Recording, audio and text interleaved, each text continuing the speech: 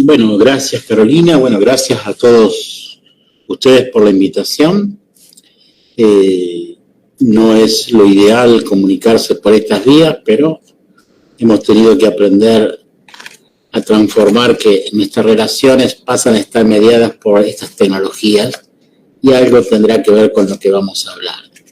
Lo que yo acordé es desarrollar el tema desde pensar el trabajo, pero pensar el trabajo en el sentido abstracto, no el trabajo, sino el trabajo en salud. Es decir, ¿qué hacemos los que estamos en el campo de la salud con estas profesiones? ¿Qué tipo de trabajo es? Nosotros nos remontamos a la Edad Media, el trabajo que dominaba era el trabajo artesanal. Recién con la Revolución Industrial, los inicios del capitalismo, empiezan a aparecer conformaciones diferentes y entra en crisis ese modelo artesanal. Ya, es decir, si el capitalismo empieza a organizarse a fines del siglo XVI y recién se consolida a fines del siglo XVIII, es recién en el siglo XIX que el capitalismo tiene un modelo organizativo.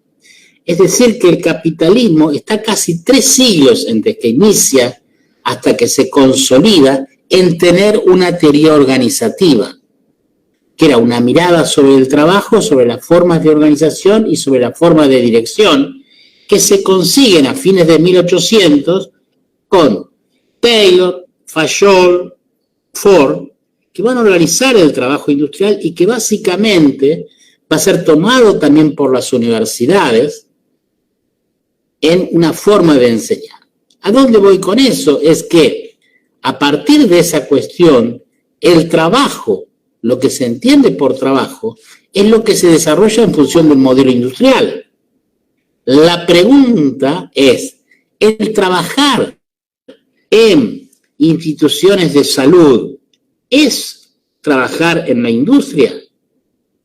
¿Son los mismos trabajos? Bueno, ahí nosotros creemos que no, que claramente hay una diferencia que tiene evidencias empíricas, pero no tiene formulaciones teóricas. Entonces, en nuestras organizaciones, inclusive, no solamente yo pondría también, dado que hay decanos, las universidades, también, se encuentran con un trabajador distinto al de la fábrica. Mientras el trabajador de la fábrica se caracteriza por está ubicado en esa lógica de una pirámide donde hay un Homo sapiens que piensa y un Homo faber que hace las cosas y obedece las órdenes, cuando uno llega a un cargo alto en una universidad o en un hospital o un servicio del hospital, se da cuenta que ese Homo faber y ese Homo sapiens no son tan así. ¿Por qué no son tan así? Bueno, porque el proceso de trabajo acá es muy diferente.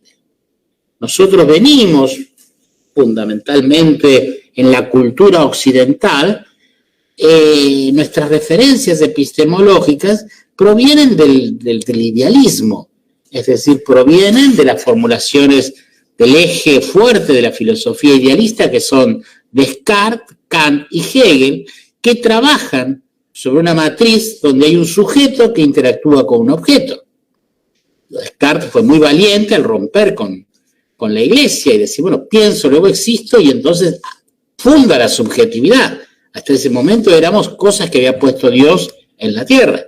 En esa cuestión que aparece el sujeto, que Kant va después a desarrollar la ciencia, siempre se trabaja con un objeto, que es una relación interesante, útil para cómo se desarrollan las teorías organizativas industriales, porque es cierto, un trabajador frente a una tuerca tiene un sujeto con un objeto. Pero cuando yo voy a mirar esa relación al campo de la salud, me doy cuenta que eso no funciona así, que yo tengo un sujeto que interactúa con otro sujeto. Y ese proceso no se correspondía con los modelos del idealismo, ni fueron pensados así en los orígenes de la teoría industrial. Yo siempre doy el ejemplo, que yo puedo, poner un licenciado en enfermería, inclusive puede ser un no egresado universitario, en una sala de mujeres, egresadas todas de Harvard, egresadas de Michigan, con postdoctorados en Yale, y esa mujer, ese enfermero empezar a hablar, no tocar a nadie, y uno observa el conjunto de mujeres internadas en esa sala, algunas se paran, otras se alegran, otras lloran, otras se acuestan, otras se desnudan, y vos decís, mirándolo, decís, ¿pero qué? A ver, ¿qué hizo ese trabajador? No hizo nada en los términos tradicionales de la industria, porque en los términos tradicionales de la industria, el trabajador operaba o con las manos o con los pies para hacer cosas. Y acá, bueno, acá el trabajador habla y se producen cosas. Por lo tanto, es un trabajo que rompe con esas cuestiones, donde el lenguaje tiene una fuerte capacidad de construir realidades. Eso se va a hablar después en la filosofía del carácter que tiene el lenguaje en el sentido de que es performativo, es decir, en el lenguaje hacemos cosas. Ustedes como odontólogos, una persona abre la boca y ustedes le dicen, tiene una salud bucal perfecta, y solamente miran, ¿no? O tiene caries o lo que ustedes conocen, que yo no sé nada de cuestiones odontológicas. Es decir, el lenguaje es un elemento central.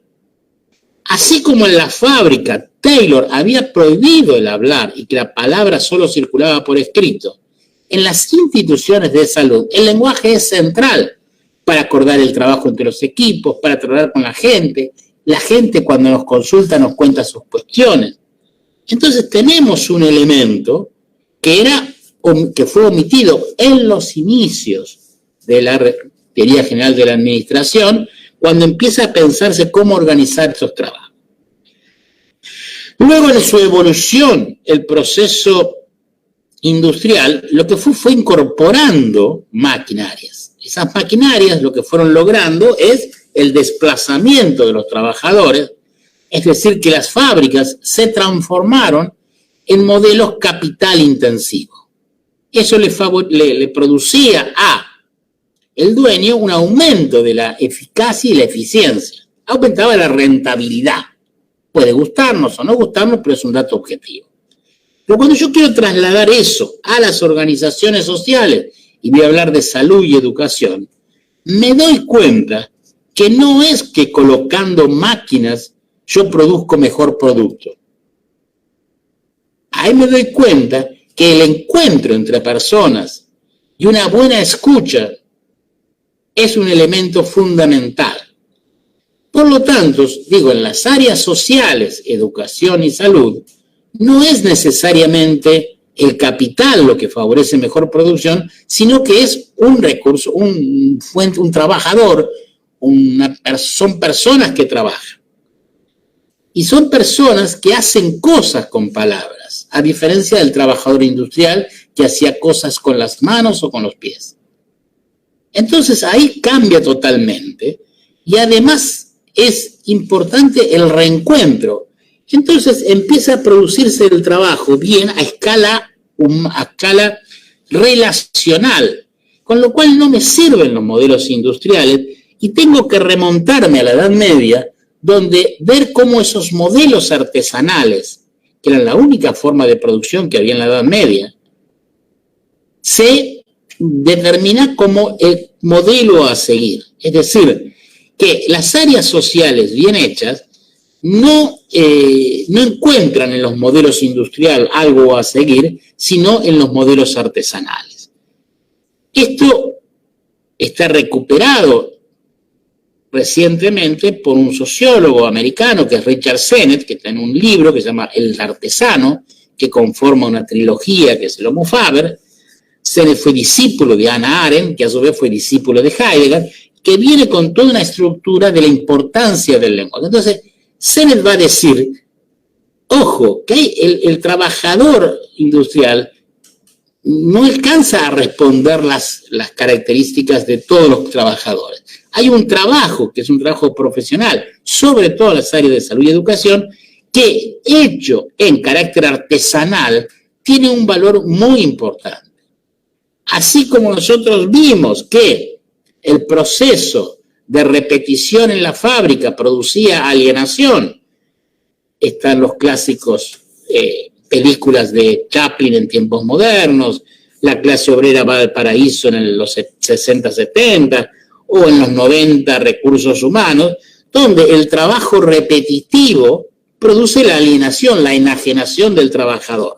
En cambio, en estos trabajadores, la repetición no implica necesariamente enajenación, sino que lo construye como trabajador. Es ese odontólogo que tiene un consultorio, que quizás no tiene la teoría detrás filosófica o epistemológica para darse cuenta, pero ha descubierto per se, porque la universidad en general no se lo enseña, que atendiendo bien, construyendo un vínculo, poniéndole una oreja al paciente, hablando, tratando de construir un proceso de intercambio, va construyendo un bienestar que puede pasar unas cuantas horas y sale contento. Entonces, eso nos tiene que llevar a pensar qué es este proceso de trabajo en las áreas sociales, educación y salud. Me parece que entonces pensarlo en términos de encuentro entre personas, donde el lenguaje es fundamental, lenguaje verbal y no verbal, y donde la escucha también es fundamental. Nosotros, sobre todo los médicos, escuchamos y les permitimos a los pacientes decir una sola palabra, 33. Bueno, así generamos muy falsos diagnósticos.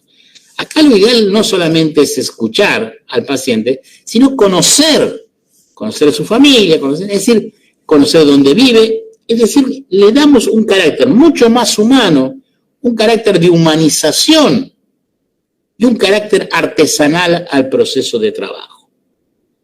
Por lo tanto, en esos procesos relacionales, los temas de las normas, las órdenes, no tienen la eficacia que tienen en la fábrica.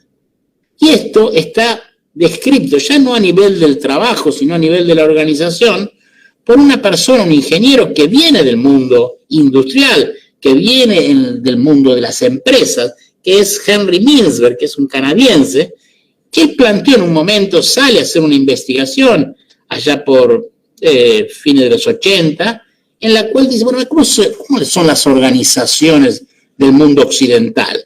Y encuentra dos organizaciones muy atípicas que le llaman la atención, que son el hospital y la universidad. ¿Por qué le llaman la atención? Porque no son aquella característica vertical que habíamos pensado en los orígenes de la revolución industrial. ¿Y por qué no consiguen ser verticales? Porque el trabajo en la base es de carácter artesanal, no requieren de la orden. Un odontólogo llega al hospital y, salvo avis rara, entra y va directamente a hacer lo que sabe que tiene que hacer. ¿Y quién se lo dijo? Él. Y es él el que define qué productos utilizar y qué terapéutica. No va a preguntarle al director del hospital, ¿saco esta muela? ¿Le parece? O si el director dijo, no se sacan muelas, y él que saca una muela y no pasa nada. Es decir, que hay una autonomía en la base que contradice esa cuestión de la verticalidad. Por lo que ahí se nos caen las normas, se nos caen muchas cuestiones de órdenes que copiamos de la fábrica. El problema que tenemos en nuestras organizaciones es que no tenemos una teoría propia que hable de la ontología, es decir, de la carácter esencial de lo que es el trabajo, de las formas organizativas que provoca ese trabajo, dada la libertad del trabajador, que la gira y le hace una pirámide invertida, que es lo que va a describir Mintzberg con sorpresa, y las dificultades para dirigirlas. Porque obviamente que si yo me pongo en la cúpula de una fábrica piramidal, doy órdenes, tengo capataces que controlan y tengo un mayor control de la fábrica.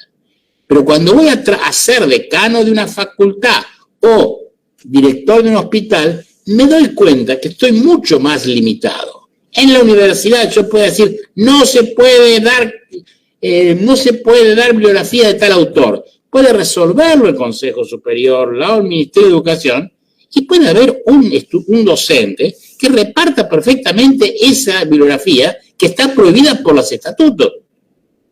Entonces, ahí encontramos un trabajador que tiene un rango de libertad que no estuvo pensado en el mundo industrial, pero que a su vez, al encontrarse con el estudiante o con el usuario que requiere atención, producen una química X que puede llevar a una muy buena atención o a una muy mala atención. Algunos trabajadores profesionales han encontrado esa química, quizás no tienen la teoría, pero la saben aprovechar, construyen micro y la pasan mejor. Y eso se refleja en sus condiciones de salud, de salud como trabajador. Si yo pienso el trabajo, es un trabajo muy complejo.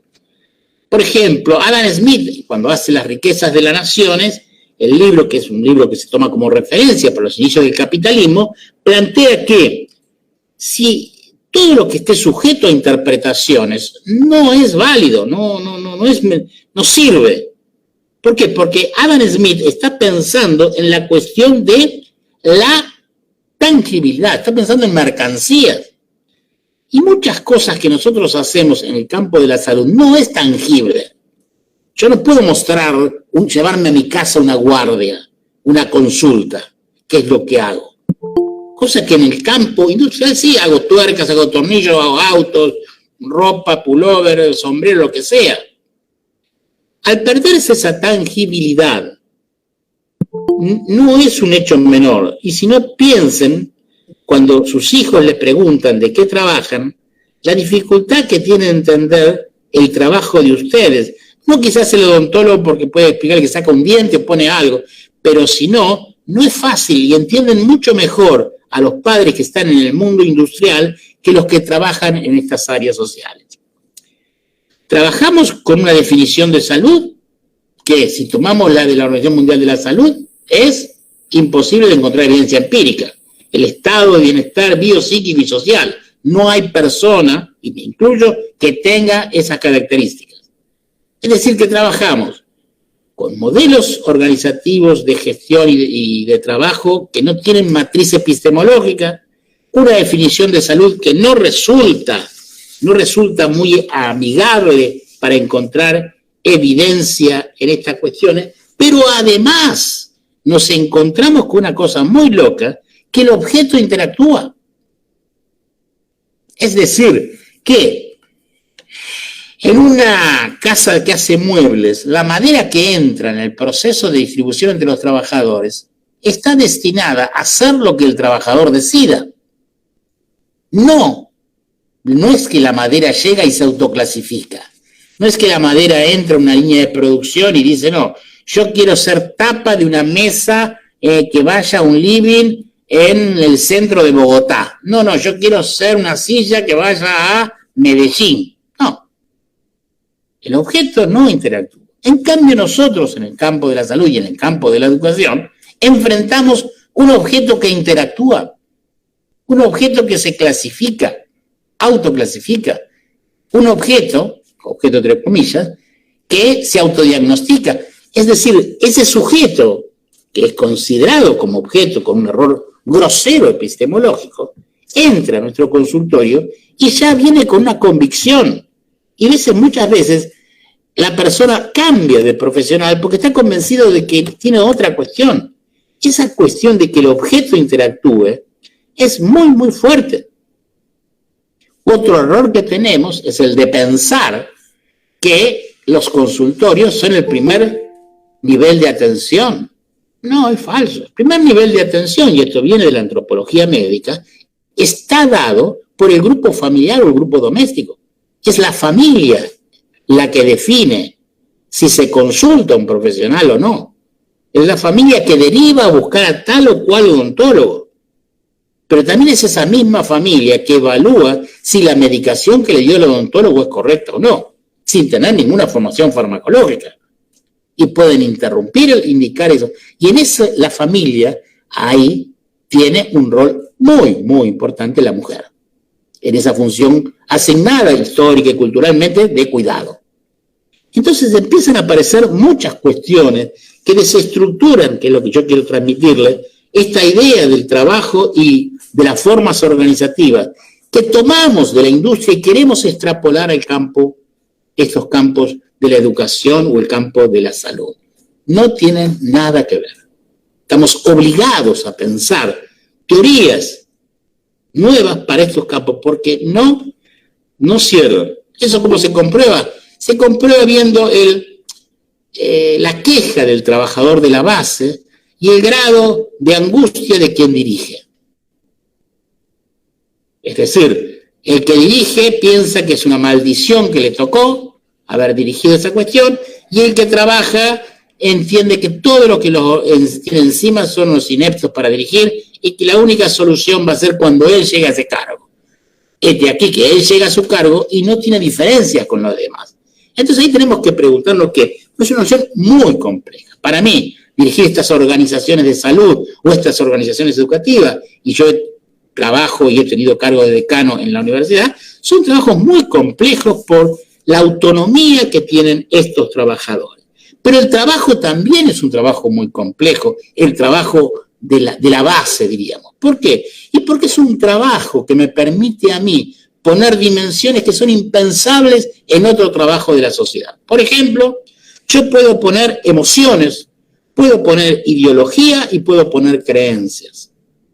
Doy ejemplos. No es raro en un hospital encontrar que trabajadores estén llorando abrazados con un paciente. O felices y alegres y cantando eventualmente. Bueno, lo hemos visto ahora en la pandemia, las dos situaciones, es decir, gente llorando junto a pacientes por una muerte o festejando, por lo menos en Argentina aparece ahora, hospitales que los trabajadores festejan porque no entran más pacientes de COVID, o saludando que es el último paciente que se va de alta. Es decir, que o profesionales que en función de determinada ideología, no me importa de qué tipo, si sea de un lado o del otro, hacen o reformulan un modelo de atención. Si yo analizo los procesos, no son los mismos. O en función de cierta creencia, ante una situación se pongan a rezar trabajadores y usuarios o en función de sus credos. Es decir, que es un trabajo que permite poner en el propio proceso de trabajo creencias religiosas, ideológicas y afectos. Pensemos, ¿en qué dimensión de la sociedad observamos estas cuestiones? Si yo voy a cargar nafta y se ponen alegres porque llevo un auto de una marca y la persona se para arriba de mi auto y empieza a aplaudir, yo dudo de su salud mental. Si entro a una panadería a comprar pan y veo que están todos llorando, lo que menos imagino es porque pienso en problemas de salud mental y no en la cuestión. Entonces, le damos algunas cuestiones que nunca no fueron pensadas. El uso del lenguaje es fundamental. Nosotros nos pasamos gran parte del día hablando y hacemos cosas con palabras. Yo puedo tener un odontólogo al lado de un paciente en la actitud de pensador, como está la estatua de aquella de Rodin sobre el pensador, y pasar y decir, y el tipo este está trabajando, me pregunta, y no sé, la verdad, no sé.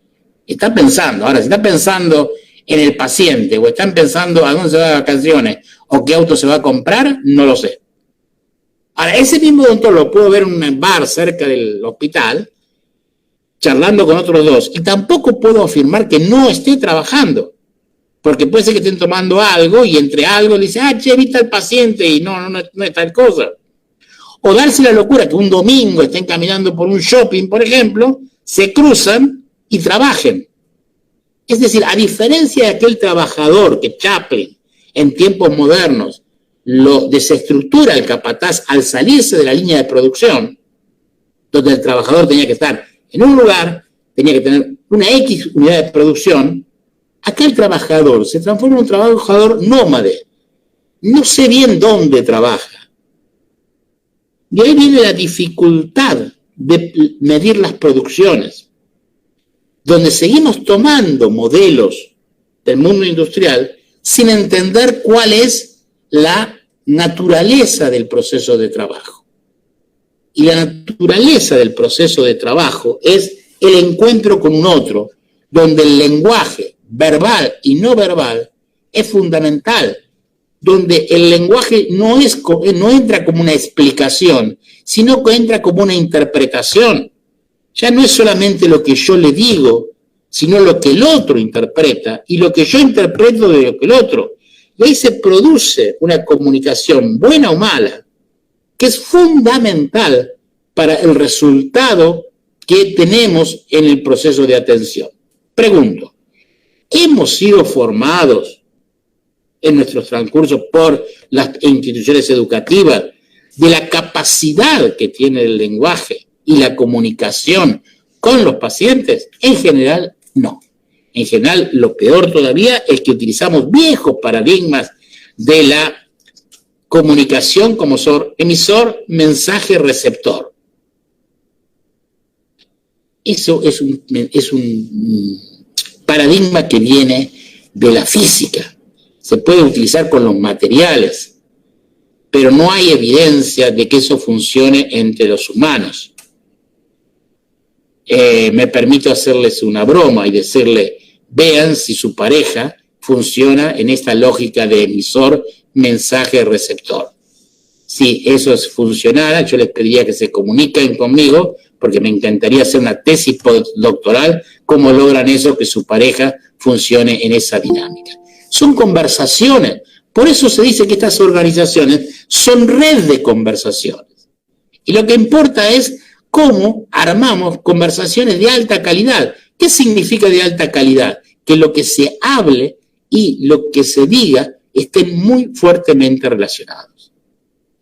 Otro problema que hemos tenido es que hemos confundido, como venimos del modelo industrial, copiamos los institucionalidad del modelo industrial. Y entonces, ¿qué hicimos? Hicimos el hospital a semejanza de la fábrica. Cuanto más grande, mejor. Error total. El hospital se transformó en un gran problema, porque no es la institución adecuada, como tampoco lo es la gran universidad. Desde el campo de la sociología se determinó claramente de que cuando hay más conflicto en una organización, esto es Norbert Elias el que lo dice, es cuando hay mucha gente, cuando no saben lo que hace el otro y cuando son muchos. Pensemos nuestras organizaciones universitarias y de salud, se caracterizan por tener 1.000, 2.000, 5.000 trabajadores. Es imposible. ¿Por qué? Porque no se conocen, no saben lo que hace el otro, son muchos, y entonces el conflicto se instala rápidamente. Si la naturaleza del trabajo es artesanal, debiéramos volver a pensar, como era en la Edad Media, el taller del artesano, generando pequeños lugares de encuentro, ya sean o un consultorio pequeño, o un policonsultorio, o un centro de salud, pero que no acumulen más de 30 o 40 trabajadores. Esto es claro, y voy a dar ejemplos de evidencias empíricas para ponerle un cable a tierra. Si yo tomo un hospital, el hospital no funciona homogéneamente. Un hospital tiene servicios buenos, servicios malos, que pueden cambiar en el tiempo. Es decir, nosotros no compramos un auto, decimos, ¿por qué compro este auto? Ah, porque tiene unas puertas buenísimas. Y el motor es un desastre, porque ¿no? Nosotros compramos el auto como una unidad total que la calificamos. Y en cambio, un hospital decimos, no vaya a tal, ¿a qué servicio va? Ah, ese es bueno, no vaya al tal. Digo, al interior imagino que la odontología debe ser mismo, necesitas una especialidad de odontología, decir, bueno, ¿a qué hospital vas a ir? A ese andar, pero no para esta especialidad, andar para esta otra especialidad. Lo mismo que una universidad. Ah, es muy buena tal facultad. No, pero en tal facultad, ojo, no hagas esta materia, hace esta. Es decir, que no tiene esa totalidad evaluativa, sino que funcionan como pequeños archipiélagos, donde diferentes islas se comportan de manera distinta. Esto es así, no está ni bien ni mal. Eso es la naturaleza que produce el propio proceso de trabajo. Si yo no entiendo eso, me voy a pasar la vida pretendiendo que eso funcione en la lógica del Homo sapiens y del Homo faber. No existe. ¿Y qué aparece aquí? Aquí aparece una nueva configuración que es el Homo ludens, que es una configuración que aparece en el campo científico allá por 1930 en Huizinga, un holandés lingüista, él va a poner el tema del juego, que era un tema que acompañó la humanidad, pero se pierde con la revolución industrial. ¿Por qué? porque había que dejar del juego y había que trabajar. Esto, si quieren, miren en Netflix, no estoy sponsoreado por Netflix, aviso, los Tudor, 2 series, los Tudor, y vean The Crown, La Corona, es la Inglaterra separada por 2 siglos y ven 2 comportamientos muy diferentes. ¿Por qué? Bueno, porque uno es todavía la edad medieval, no hay producción, y el otro ya es la Inglaterra que entra en el gran proceso industrial. Y cambia totalmente el comportamiento y se elimina el juego. Ahora, el juego, obviamente que en la fábrica es disruptivo, pero cuando damos clases, cuando atendemos, somos una única persona. Jugamos, tenemos máscaras, tenemos vestimentas que de acuerdo a la situación usamos. ¿Cuántos profesores o cuántos odontólogos hay en cada uno de nosotros de acuerdo a la situación? ¿Y por qué hacemos eso? No es porque tengamos algún problema de salud mental, sino porque parte de lo relacional es eso.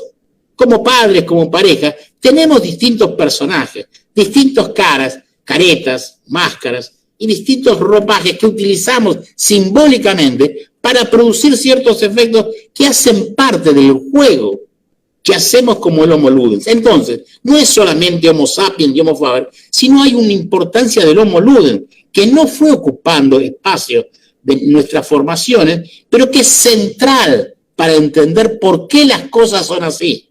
Las cosas son así porque es la naturaleza. El problema que tenemos no es que las cosas estén mal. El problema que tenemos es que no tenemos teoría para entender esto. Y mientras no tengamos teoría, y con esto cierro, vamos a tener un problema que tienen los trabajadores de ambas instituciones. Tienen una cabeza que piensa y unos pies que hacen otra cosa. Y esa tensión entre lo que la cabeza les dice que deben ser las cosas y unos pies que les llevan para otro lado, se produce una tensión en el sujeto, en el que no entiende lo que hace. Y cuando no se entiende lo que hace, se lo sufre. Y ahí empiezan a aparecer los problemas en la salud de los trabajadores de la salud. Con esto cierro y los dejo que hagan las preguntas o los desacuerdos que quieran plantear. Creo que más o menos en el tiempo estuve. Devuelvo, Carolina, y agradezco la invitación nuevamente. A ti, Hugo, muchas gracias. Muy clara la presentación. Y bueno, yo creo que hay elementos de diferente orden puestos sobre la mesa. Quisiéramos escucharles, especialmente los invitados más importantes de esta reunión, los decanos, las decanas. Ya se dijo el trabajo tan complejo que tienen entre manos, pero también pues me imagino lo que han pensado sobre este tema del empleo, del trabajo y de este encuentro que estamos haciendo.